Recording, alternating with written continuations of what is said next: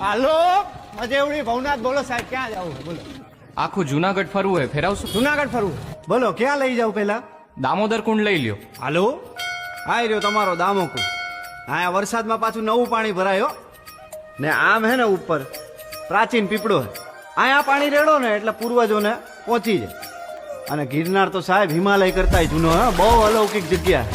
આજે જુઓ ને તમને હે ને મોજ કરાવું.